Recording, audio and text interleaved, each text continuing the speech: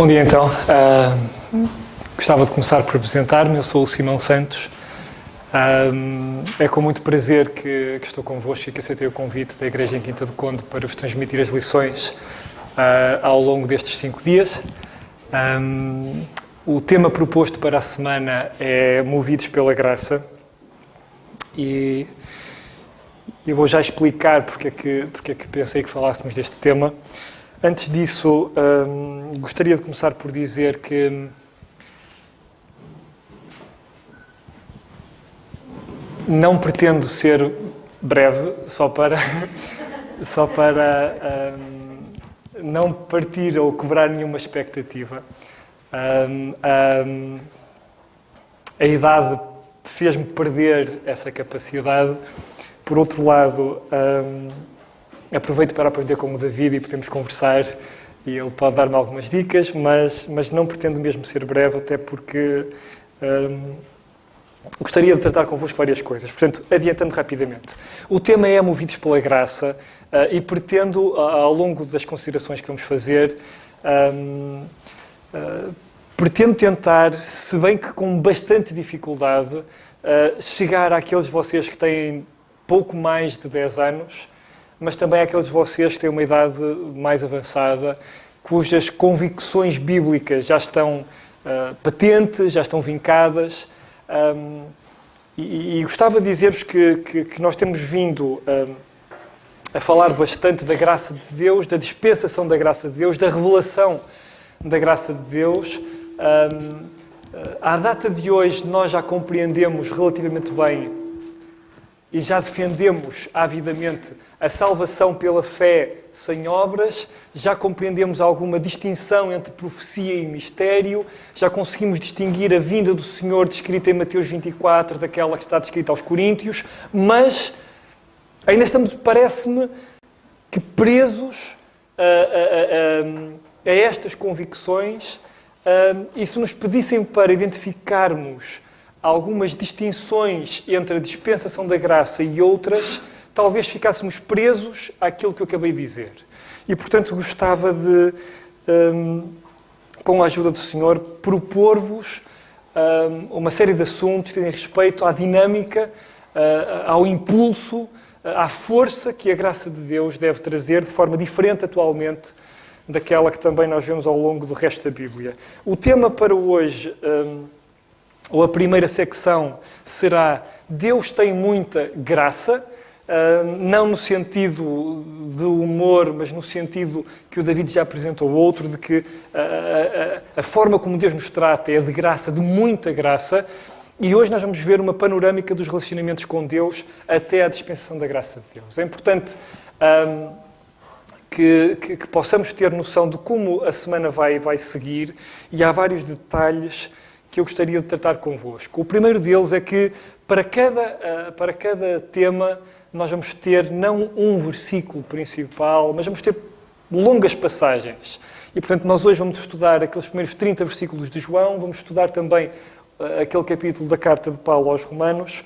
Eu gostaria também de apresentar-vos já os temas de toda a semana. Nós hoje vamos tratar daquele primeiro tema, Deus tem muita graça, a panorâmica dos relacionamentos com Deus até à dispensação da graça. Amanhã, se Deus quiser, trataremos de espiritualidade com graça e, portanto, vamos analisar a diferença que existe entre legalismo e graça, entre religião e convicção.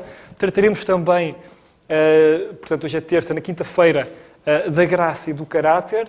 A graça, o David falou ontem também, está associada à liberdade, mas como é que eu consigo conciliar a liberdade que Deus me dá com um caráter inteiro, íntegro, com decisões corretas? Como é que eu consigo tomar decisões que a Bíblia me pede para tomar e mesmo assim eu dizer que sou livre? Sexta-feira, tema 4, falaremos da oração e a questão é, ao longo da Bíblia nos apercebemos que a oração toma abordagens distintas, dependendo do momento em que nós falamos, e, portanto, a questão que devemos colocar é se devemos pedir ou se não devemos pedir, e terminaremos no último dia com o impulso da graça. Gostaria também de dizer-vos que para cada um dos temas. Existirão textos base que já estão previamente definidos. E eu tomei a liberdade de fazer mini cópias do slide que vocês têm à vossa frente. E o plano será... Obrigado. E o plano será, se tiverem interesse, que estudassem as passagens previamente, que lessem nos vossos momentos de meditação, nos vossos momentos de pausa, para terem uma ideia concreta do que iremos falar. Há passagens de difícil interpretação, com palavras de difícil interpretação, e citando um pastor americano, o pastor Richard Jordan, ele costuma dizer que se a passagem é difícil, depois da 10ª leitura vai tornar-se certamente mais simples. E, de facto, não há uma forma imediata de nascer a aprender estas coisas. É necessário estudar, é necessário ler 1, 2, 3, procurar significados e assim avançar.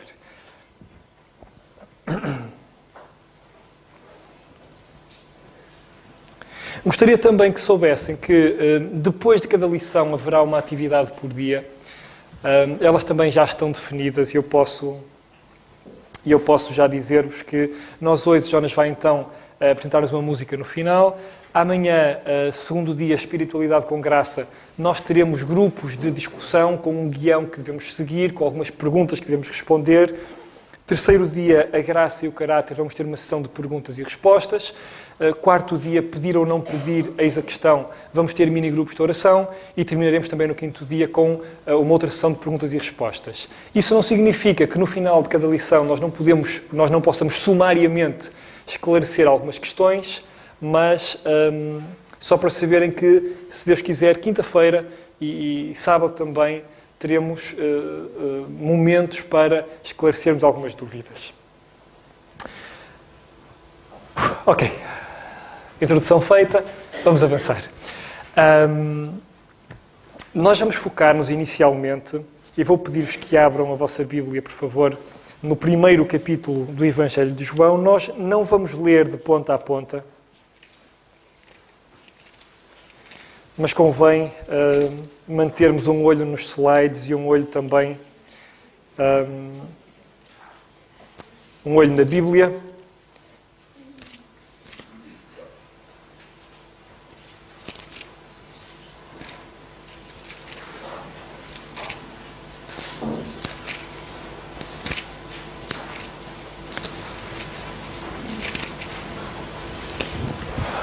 Eu gostava de falar-vos, para começar, do Deus que tem muita graça. E porquê é que eu começo por questionar quem é o Deus que tem muita graça? É que a palavra Deus é muito abrangente, é muito lata, tem vários conceitos associados e quando nós falamos de Deus é frequente que duas pessoas tenham uma ideia diferente acerca de Deus. Portanto, se eu vou falar do Deus que tem muita graça, eu gostava que nós concordássemos. Quem é o Deus que tem muita graça? Há pessoas que entendem que Deus é mandão, que Deus é rabugento, e é sempre difícil nós imaginarmos que alguém rabugento seja alguém que tenha graça. Alguém que seja amável, alguém que seja delicado. E, portanto, eu gostava de começar por apresentar-vos quem é o Deus que tem muita graça. A Bíblia fala neste capítulo 1 de João de um Deus que tem algumas características. E é sobre este Deus que eu gostava de falar convosco durante esta semana. A Bíblia fala de um Deus que existe desde o princípio. Não é um Deus que é alguém que passou por uma dificuldade e conseguiu sobreviver e diz: olha, este é o meu Deus. Não é? Porque eu não conhecia, eu não sabia onde é que ele estava, mas eu criei um Deus que agora me vai ajudar. Mas a Bíblia fala de alguém que existe desde o princípio. Recuamos o tempo para trás, recuamos, e ele ainda está lá. Os grandes parênteses são os versículos que nós encontramos. João 1 fala daquele que existe desde o princípio. O versículo 3 fala de alguém que é o autor, que é o criador de todas as coisas. O versículo 4, nós lemos que nele estava a vida. É alguém que não depende de outros para viver, mas que interiormente, intrinsecamente possui vida. E que se por acaso morresse, teria a capacidade para voltar a viver. É desse Deus que eu quero falar. É um Deus que possui intrinsecamente vida. O versículo 9 fala de alguém que esclarece os homens. Que quando nós temos dúvidas, nós podemos obter esclarecimento. Fala também de alguém que é rejeitado pela humanidade. Fala de alguém que é rejeitado não só pela humanidade em geral, mas rejeitado mesmo pelos seus, que lhe eram próximos. O versículo 12 fala de alguém que possui o poder de tornar pessoas banais e pessoas normais em filhos de Deus. O versículo 14 fala de alguém que se fez homem e habitou entre nós. O versículo 14 fala de alguém que mostrou a sua glória. O versículo 18 de alguém que é a expressa e exata imagem do Deus invisível. Alguém que, se nós quisermos saber quem Deus é, como Deus pensa, qual o seu aspecto, quais as suas características, olhem para a sua expressa imagem.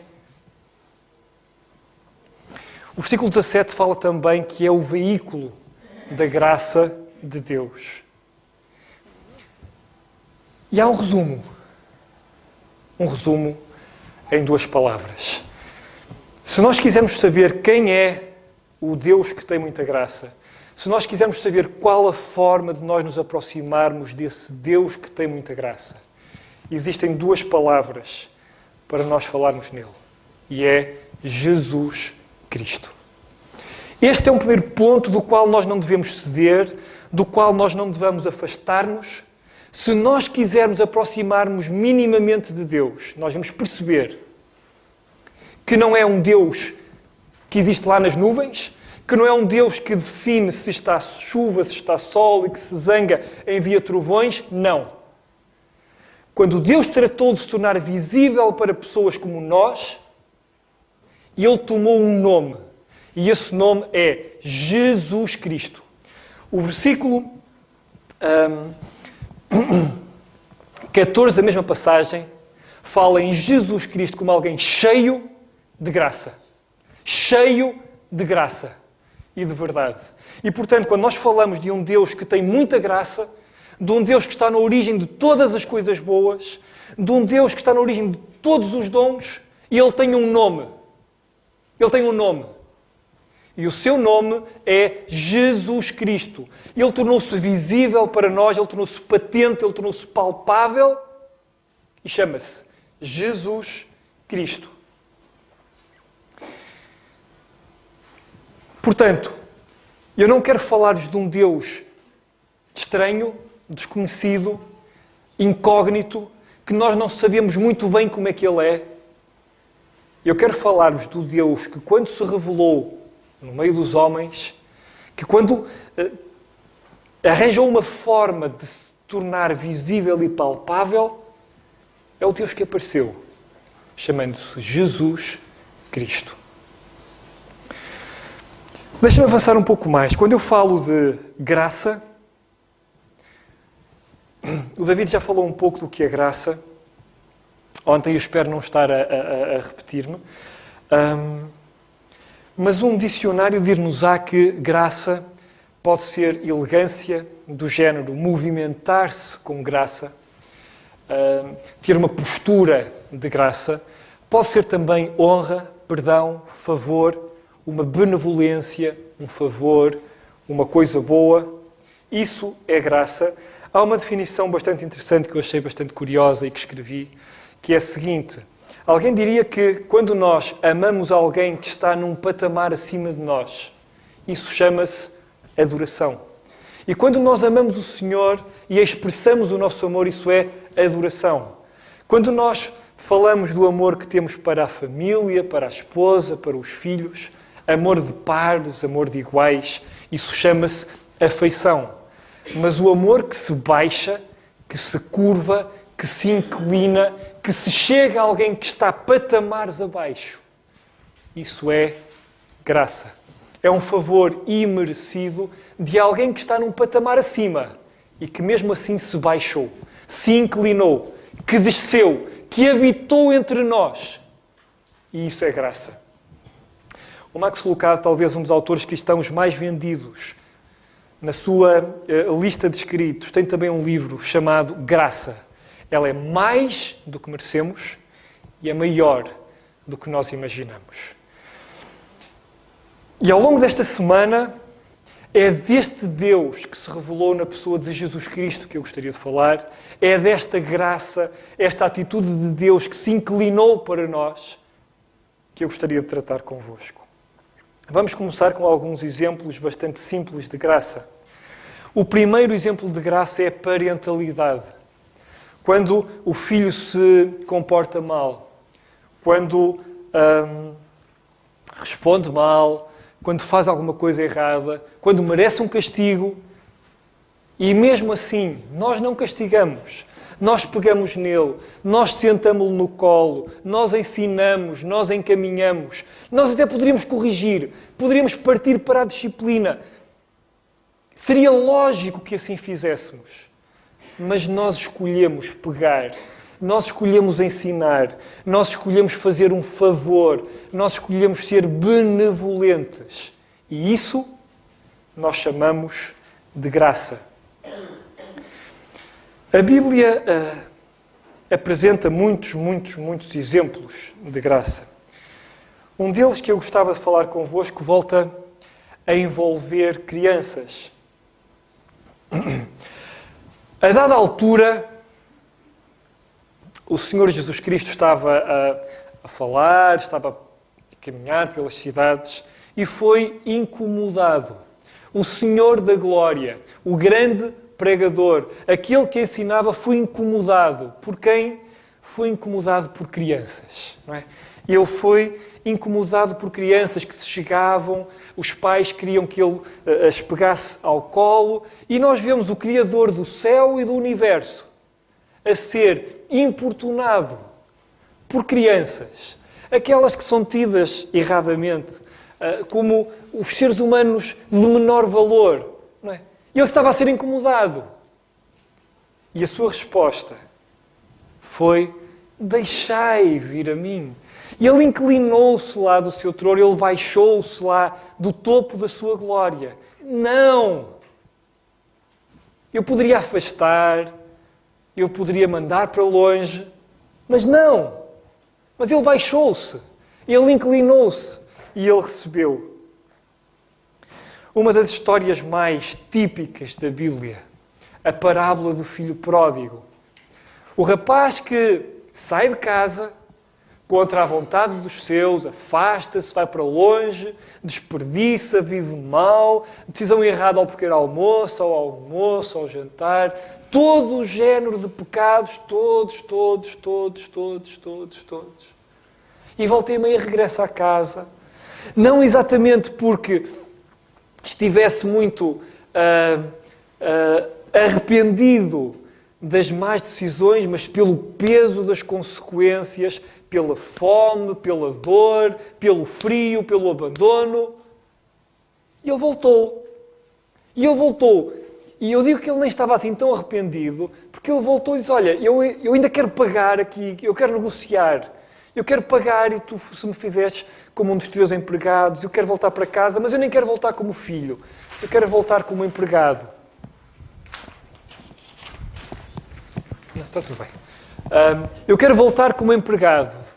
Mas nós lemos o relato e apercebemos que há alguém, que é o seu pai, que já estava à espera e que sai de casa e que vai ao encontro, e nós voltamos novamente a encontrar a mesma situação. Vemos alguém numa posição de autoridade, vemos alguém numa posição superior que se aproxima, que se baixa. E isso é graça.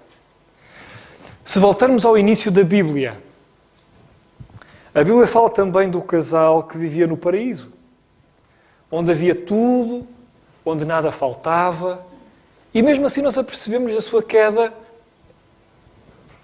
sem justificação. Não é? Os seus pecados, a sua desobediência. O que é que fez Deus? É Deus o Criador dos céus e da terra, que novamente se aproxima, que novamente se baixa, que novamente dá o primeiro passo e se aproxima e os cobre e oculta a sua nudez. É deste Deus que nós falamos. É um Deus que se aproxima, é um Deus que se baixa. É o mesmo Deus que se aproximou daquela nação corrompida.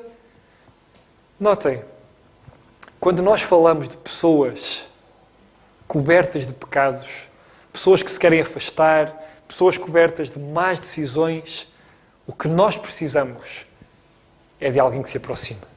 E Deus é esse alguém que se aproxima. Foi no caso de Noé.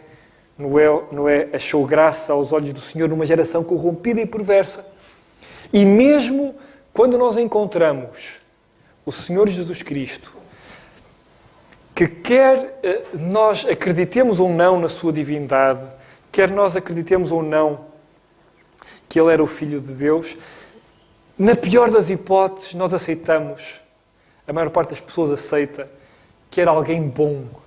E quando nós vemos esse alguém crucificado entre os céus e a terra, e nós lemos que da sua boca saiu: Pai, perdoa-lhes porque não sabem o que fazem, isso é graça.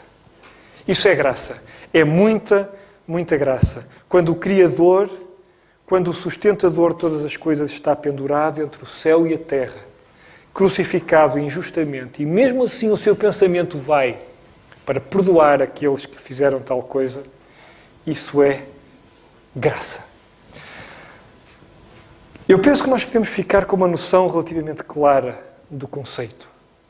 Quando nós vemos Deus a aproximar-se, quando nós vemos Deus a baixar-se, quando nós vemos Deus a inclinar-se, isso é graça. Gostaria de avançar para um outro conceito, que é qual a dinâmica da graça. Não é? E a graça, por definição, ela opõe-se fortemente à tentativa de obter aprovação. Quando nós vemos Deus a aproximar-se, Deus aproxima-se de pessoas que não merecem. Deus aproxima-se de pessoas que não são aprovadas. Quando nós revelamos graça a alguém, nós revelamos graça a alguém que não merece, que fez mal, que está longe, que está distante. Essa é, por natureza, a definição de graça. Alguém que não merece, que está distante. E é importante nós percebermos que a graça tem duas características bastante concretas. A graça claramente distingue duas pessoas. A graça apresenta um Deus que tem graça, que tem honra, que tem grandeza, que tem poder, que tem soberania. E, por outro lado, a graça revela uma segunda parte, que somos nós. E a graça revela, por um lado, a excelência de um e a fraqueza do outro. A indignidade, a incapacidade. A graça é um soberano benefício gratuito concedido a quem não o merece. E é sobre esta atitude que Deus tem em relação aos homens que nós encontramos ao longo de toda a Bíblia que nós iremos falar. E de que maneira é que isso deve ter influência sobre nós. Nós estamos, quantas vezes, desesperados por obter aprovação. Estamos desesperados por obter a aprovação de Deus. E damos dinheiro, e fazemos coisas, e devemos perceber que a nossa tentativa de obter a aprovação de Deus resulta em zero. Porque a distância é demasiado grande, porque a graça revela quão Deus está em cima e quanto nós estamos em baixo. E a nossa tentativa de séculos de obter aprovação resulta sistematicamente em frustração. E, portanto, se nós quisermos compreender a graça de Deus, se nós quisermos desenvolver um relacionamento com Deus, individual ou até de igreja, baseado na dinâmica da graça, nós devemos perceber este conceito muito diretamente. Se o nosso esforço for para obter a aprovação de Deus, não. Nem agora, nem nunca. E antes de avançar, nós voltemos em algumas lições. Se por acaso me escapar aquele iconezinho da app, avisem-me para eu não passar por ele. Volta e meia nós vamos passar por ali, que é basicamente um símbolo a lembrar que há algumas aplicações importantes a fazer. Aplicações externas ao tema, mas que mesmo assim nós não deixaremos de as fazer. E a primeira aplicação é a seguinte. Nós andamos volta e meia desesperados na tentativa de obter aprovação. Há pessoas desesperadas na tentativa de obter a aprovação de Deus. Há pessoas desesperadas também na tentativa de obter a aprovação uns dos outros. E algumas dessas pessoas desesperadas por obter aprovação fazem-no com boa intenção. nós vemos maridos muito inclinados, desesperados até, em obter a aprovação da esposa. E vice-versa. E acontece o mesmo nos namorados. E a primeira aplicação que eu gostava de fazer é para chamar a vossa atenção de que há coisas que nós não devemos abdicar. Há princípios dos quais nós não devemos ceder para obter aprovação. Da mesma maneira que, por mais que nós nos esforcemos para obter a aprovação de Deus, nós não chegamos lá a não ser pela sua graça, nós gastamos muito tempo a obter aprovação. Eu queria tentar ser mais meigo do que vou ser, mas não estou a conseguir encontrar as palavras, mas para obter a aprovação de pessoas que não merecem. Nós, enquanto igrejas, gastamos demasiado tempo a tentar obter a aprovação de pessoas que rejeitam o Senhor. Nós gastamos tempo a tentar tornar os cultos apelativos a pessoas que são perdidas, esperando que pessoas perdidas avaliem a qualidade dos nossos cultos, quando elas não têm capacidades para o fazer. E é importante termos noção disso.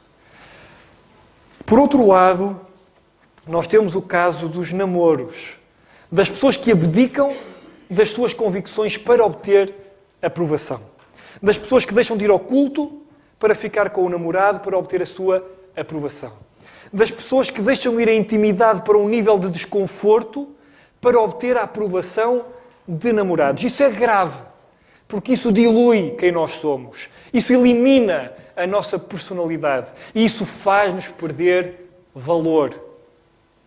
E é importante termos noção que quando nós fazemos qualquer coisa para obter a aprovação dos outros, nós estamos a diminuir o nosso valor, estamos a tornar-nos baratos, estamos a tornar-nos de fácil acesso. E isso é grave. Mais do que ser grave, é importante que vocês tenham noção que talvez estejam mais novos e talvez pensem que se baixarem a guarda, se deixarem o namorado chegar um pouco mais longe, que vão conquistar alguma coisa, estão apenas a baixar o vosso valor. Estão apenas a baixar aquela que é a vossa qualidade. E nós não devemos fazer tudo para obter aprovação. E gostava, em todo caso, de fazer esta aplicação. Vamos avançar para o seguinte. Vamos ler algumas passagens, vamos procurar Romanos 3.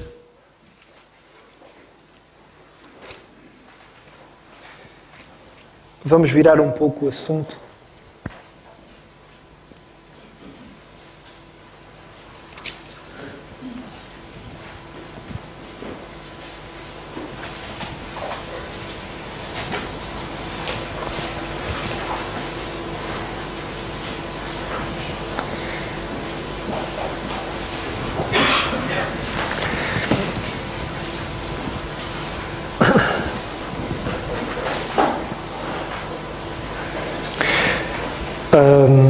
Esta passagem pode ser um pouco difícil de compreensão se vocês forem mais novos, mas não deixa de ser algo que Deus vos dirigiu. Não é? E quanto mais rapidamente nós percebermos aquilo que Deus nos dirige, mais benefício nós teremos. Eu não vou ler uma versão mais simples da Bíblia, vou ler uma versão habitual, onde nós lemos o seguinte. Romanos 3, 9. Pois que... E, portanto, esta é uma expressão para colocar uma pergunta, que é, então, vamos lá colocar algumas perguntas, vamos tentar responder. Somos nós mais excelentes? Ou seja, será que nós somos melhores do que alguém? E a pergunta continua. E a resposta dá-se. De maneira nenhuma. Pois já antes demonstramos que quer nós sejamos judeus ou gregos, todos nós estamos debaixo do pecado. Como está escrito, não há um justo. Não há sequer um, diz o versículo 10. Não há quem entenda. Não há ninguém que busque a Deus, todos se extraviaram e juntamente se fizeram inúteis. Não há quem faça o bem, não há nenhum só. E a passagem continua. Eu gostava de chamar a vossa atenção para o seguinte. Ok. Quando eu digo que a graça se opõe à tentativa de obter a aprovação de Deus, é por isto. Já muitos tentaram obter a aprovação de Deus. Muitos. Muitos. Ao longo da história, civilizações inteiras tentaram obter a aprovação de Deus. E todas elas se encontram num ponto. Ninguém é mais excelente, ninguém é melhor. Ninguém vai descobrir a pólvora, ninguém vai conseguir atingir um patamar em que seja capaz de impressionar o Deus da graça. De maneira nenhuma. Já de antes aconteceu, isso já aconteceu antes. Quer uns, quer outros, todos estão debaixo do pecado. Não há ninguém que busque a Deus, todos se extraviaram, todos serão inúteis, não há ninguém que faça bem. E é importante nós termos noção disso. A história bíblica revela que todos ficaram aquém de Deus. E é importante que nós percebamos isso. Mas a passagem continua, e vamos ler o versículo 21, onde lemos assim. Mas agora, esta é uma passagem que fala de antes, primeira linha, última palavra, antes, ao longo da história já todos revelaram estar distantes de Deus. Mas agora, diz o versículo 21, se manifestou, e sublinha esta palavra e dê-lhe significado. Há pessoas que não fazem noção do significado de manifestar, troquem-na por revelar-se, leiam a passagem com revelar-se, ou mostrar-se, ou tornar-se patente, tornar-se evidente. Mas agora se revelou, sem a lei, a justiça de Deus, com o testemunho da lei e dos profetas. Isto é, a justiça, e vamos tentar explicar isto, a justiça de Deus que vem pela fé em Jesus Cristo para todos e sobre todos os que creem, porque não há diferença. Porque todos pecaram e destituídos estão da glória de Deus, sendo justificados gratuitamente pela sua graça, pela redenção que há em Cristo Jesus. Há algumas palavras sublinhadas ou a negrito para vocês poderem focar alguns detalhes.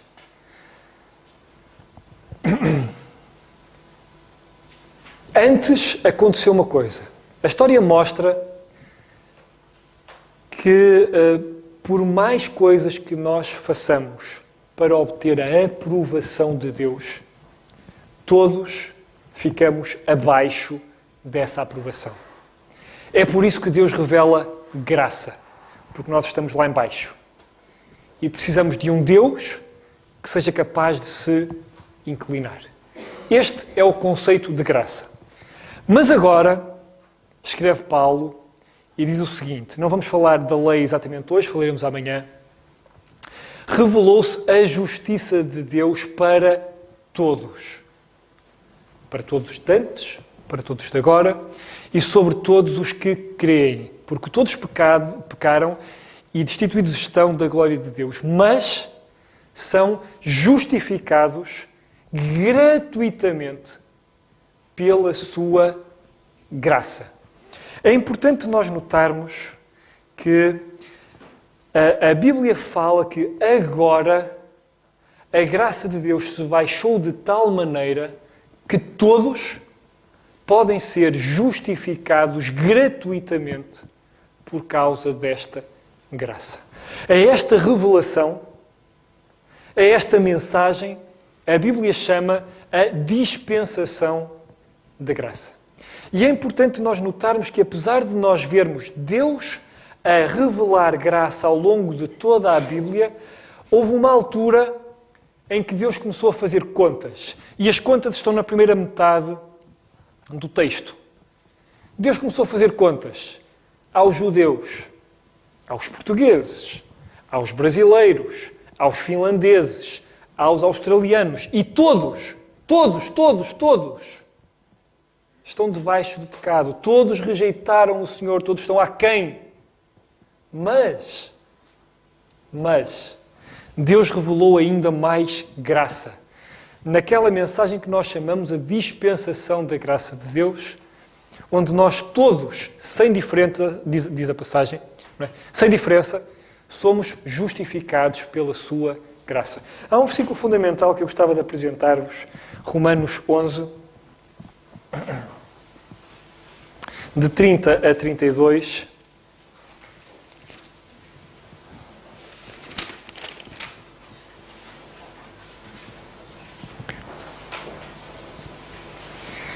E vamos tentar ler com... as minhas cores não estão na perfeição, eu já as corrijo da próxima vez.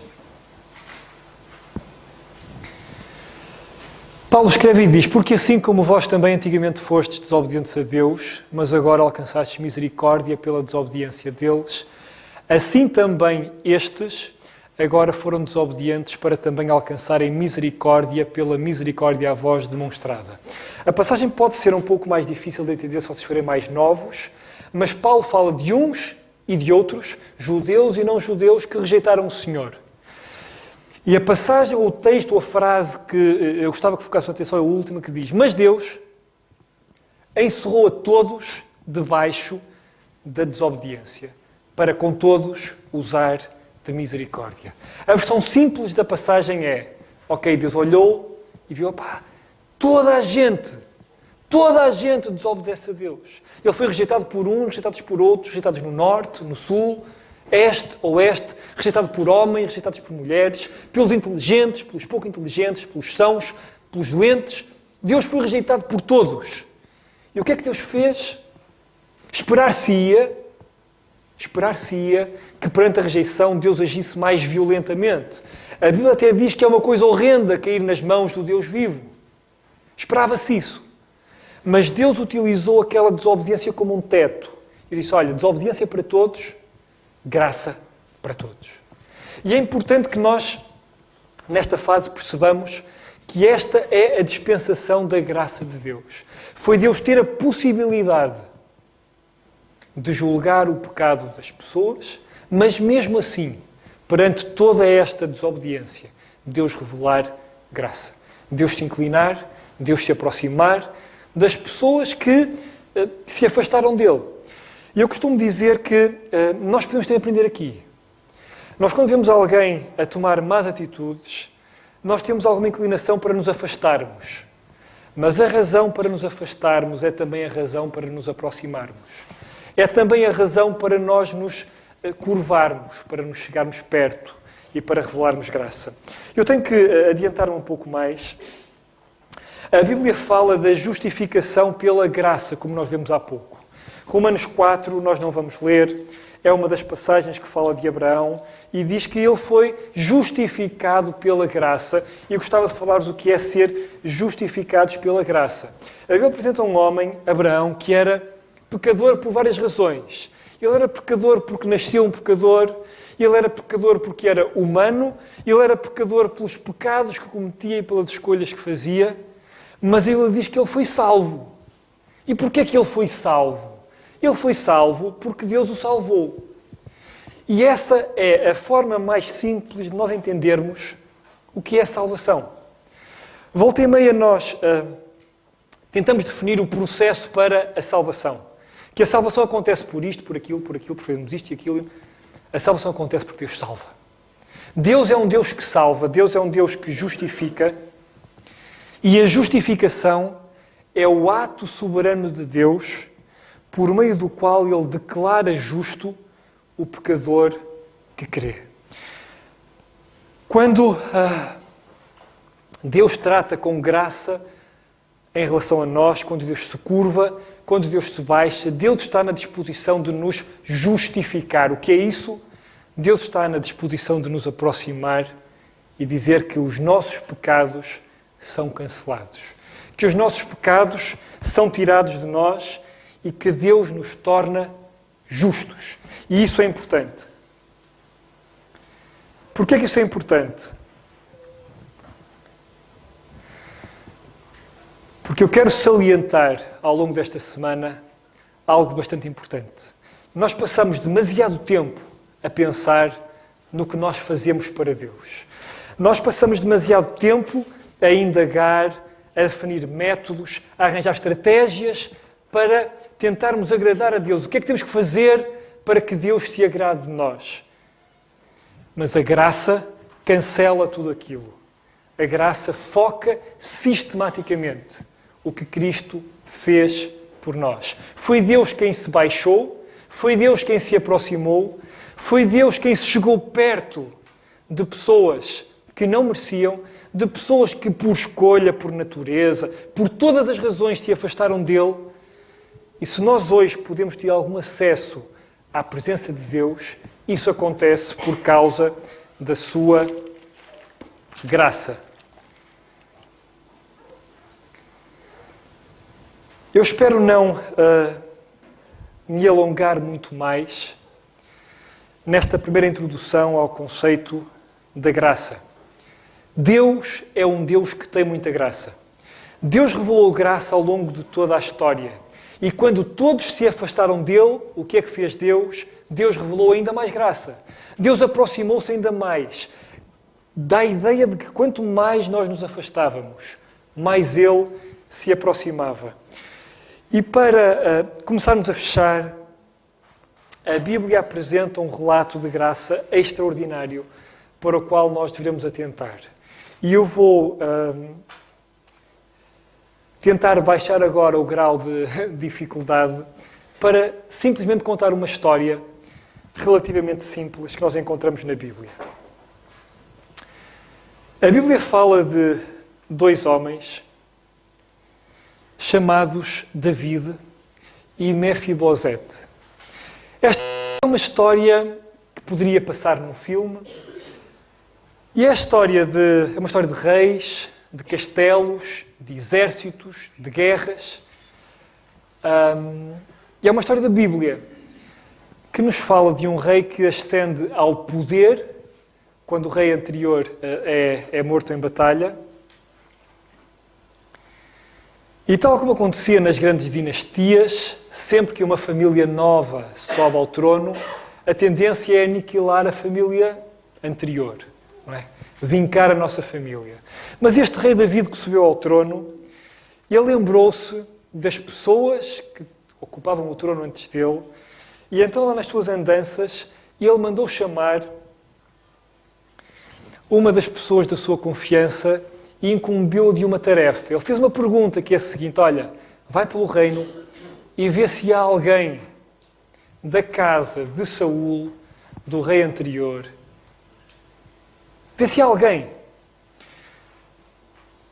Para que poderá pensar-se? As pessoas pensariam, ok, ele não quer concorrência, quer eliminar a concorrência e ver se falta alguém.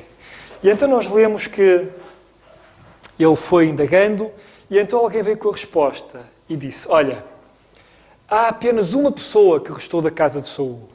E contaram-lhe a história. Era um filho de Jonatas, que era o filho de Saul. Ele era um bebê, na altura das perseguições ele fugiu, o bebê caiu ao chão, magoou seriamente, ficou coxo para o resto da vida. Dizem também que ele morava lá longe, nos desertos, lá em cima, bastante longe de Jerusalém. E então o rei David mandou chamar e disse, olha, se encontrarem este homem que se chamava Mefibosete, mandem-no vir à minha presença. E ele vem, magoado, aleijado, com grande dificuldade, chega até à presença. Se vocês estiverem na posição dele, eu não sei exatamente o que é que vos passaria pela cabeça. Mas quando o novo rei chama alguém à sua presença, nós tememos. A Bíblia ensina que as palavras do rei David começam por ser: tu não tenhas medo. Não temas.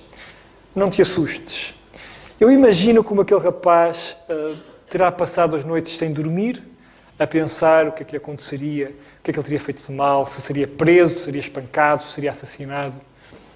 Mas o que nós lemos é que o rei David o recebe e diz, olha, eu não estou cá para te fazer mal. Tu não me conheces, eu não te conheço, mas eu conheci o teu pai, eu conheci o teu avô e eu estou cá para te dar uma vida decente. As coisas que eram deles agora são tuas e eu vou restituir a tua fortuna, vou restituir as tuas terras, vou restituir os teus criados e a partir de hoje tu viverás na corte, tu viverás na cidade. E esta é uma história de graça. E eu gostava de chamar-vos a atenção para esta última situação. Mefibosete é um homem caído, literalmente, e não só literalmente, e é alguém que está marcado para sempre. É alguém que está distante, é alguém que está ostracizado, que está abandonado, que está esquecido. É alguém que não tem mérito, é alguém que tem defeitos, mas é alguém que é abençoado desmesuradamente. É alguém que é recebido não por causa do seu mérito, mas é recebido por causa de outro, por causa do seu pai, por causa do seu avô. É alguém que é adotado na família real. É alguém cujo estado imperfeito o lembra que ele não merecia aquilo, mas que mesmo assim recebeu a graça. E hoje nós estamos na presença de Deus na mesma condição. Literalmente na mesma condição. Nós estamos caídos, nós estamos marcados pelas más escolhas que fazemos. Alguns estamos marcados mesmo fisicamente pelas más escolhas que fazemos. Nós estamos distantes de Deus. Por mais que nós estiquemos, nós não conseguimos chegar lá. E nós chegamos à presença de Deus sem mérito, sem nada que o impressione. Chegamos com defeitos, chegamos com muitos defeitos, mas também temos consciência de que Deus nos pretende abençoar muito, muito, muito. Por causa de quê? Por causa de outro. Não é por causa nossa, é por causa de Cristo. Nós somos adotados na sua família. E de cada vez que nós temos uma má decisão, de cada vez que nós cometemos um pecado, nós devemos lembrar-nos da graça que recebemos. O que é curioso é que mais tarde o rei David está em risco de vida e nós lemos uma situação bastante curiosa, que é o rei regressa, a cidade tinha sido tomada, os terrenos tinham sido todos confiscados e Mefibosete perdeu tudo o que tinha. Mas a expressão dele é a seguinte: o rei diz para eles dividirem novamente as terras e ele diz, olha, ele que fique com tudo, porque eu já tenho o meu rei. Eu já tenho o meu rei. Eu não preciso de mais. É alguém que está absolutamente ciente da graça que recebeu. É alguém que está perfeitamente consciente do que tem e de que o que tem não chega, mas que é alguém que se chegou perto e lhe deu tudo. E, portanto, quando o rei vem, ele diz, olha, eu não preciso de mais coisas. Eu não preciso de mais terras, eu não preciso de mais bênçãos, eu não preciso de mais dinheiro. O meu rei, o meu Senhor, já chegou em paz. E ele é tudo o que me interessa. Eu gostava de terminar com uma última questão, que é esta.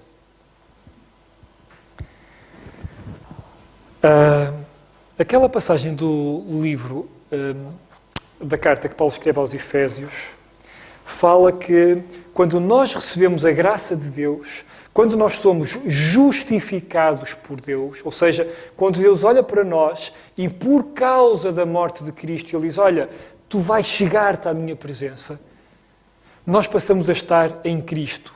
Somos agradáveis a Deus, irrepreensíveis, estamos sentados nos lugares celestiais, falaremos disso mais tarde, predestinados, eleitos, filhos, santos. Como é que nós respondemos a isso? Qual é a nossa resposta a isso?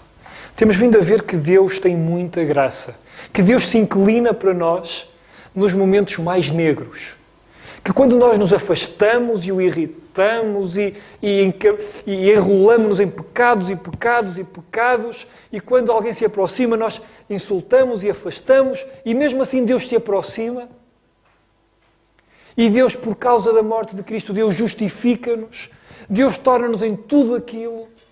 Qual é a resposta que a graça merece? Qual é a resposta que a graça merece? O que é que Deus está à espera por causa da sua graça? Grandes estadistas e militares lutaram para obter poder. Outros estudaram, escreveram para serem lembrados pela sua inteligência.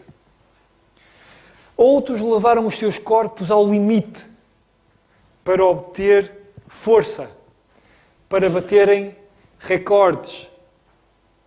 E Deus revelou graça e mais graça e mais graça e mais graça. Por que é que Deus revelou tanta graça? E a Bíblia responde, certo? Efésios 1, 3 a 6, que nós somos todas estas coisas para o louvor e para a glória da sua graça. A resposta à graça de Deus é louvor e a glória. Deus não está tão interessado em que nós evidenciemos o seu poder, se bem que Ele é poderoso, ou a sua inteligência, se bem que Deus é o mais inteligente, ou a sua força. O atributo de Deus que mais destaque merece é mesmo a sua graça. E o que nós vamos fazer é a sua glória. Aumentar a sua glória para o louvor e glória da sua graça.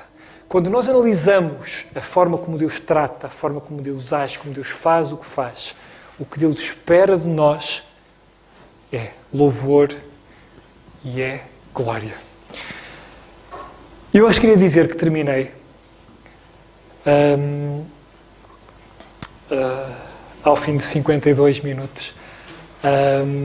Se houver alguma questão rápida que eu possa responder, eu terei gosto em responder. Se não, podemos fazer isso na próxima, dentro de 2 dias, teremos um tempo específico para isso. Portanto, antes de passar ao Jonas novamente, alguma frase tenha sido pouco clara, alguma citação que não tenha sido devidamente explicada? Eu posso dizer uma coisa? Claro. Eu não vou colocar uma questão ao Simão, mas vou pegar uma frase que ele disse e que me parece muito importante. Tomem todos muita atenção. E há uma coisa que nos preocupa a todos nós que estamos aqui, é o estado espiritual de cada um de vós. Eu não me interessa se vocês são católicos, protestantes, testemunhas de Jeová, mormons, islâmicos, o que quer que seja. Nós aqui não defendemos nenhuma religião. Defendemos uma pessoa. E é por causa disso que eu quero pegar numa coisa que ele disse, e eu quero aproveitar isto. É um ponto crucial, e obrigado por aquilo que tu apresentaste. Ponto muito crucial. E eu este ponto crucial não quero perder. Há bocado, ele disse uma coisa que eu espero que vocês tenham apanhado. Vocês nunca baixem o vosso valor. Certo? Sim. Aplicaste isso ao namoro, aplicaste isso a relacionamento entre namorados, etc. Nunca baixem o vosso valor para obterem aprovação. E ele depois não desenvolveu isso, mas é implícito, acho eu, que ele, no fundo, penso eu, mas estás aqui para confirmar, o que ele quis dizer é o seguinte: Deus nunca baixou o valor dele. Nunca. O valor dele para nos revelar graça nunca baixou. E sabem porquê que nunca baixou? Porque é o máximo valor, que é Jesus Cristo. Ele, para me revelar graça a mim, para descer tão baixo em mim, Jesus teve que ter aquele valor máximo. Vocês precisam de Jesus. Vocês sem Jesus não vão a lado nenhum. Vocês têm que perceber hoje, daquilo que ouviram, que esta graça é pela redenção que há em Cristo, que ele sublinhou bem. Portanto, vocês reparem que Deus não baixou o valor. Deus, para baixar até mim, tão baixo, Ele não baixou o valor dele. O valor dele é Jesus Cristo. É o máximo.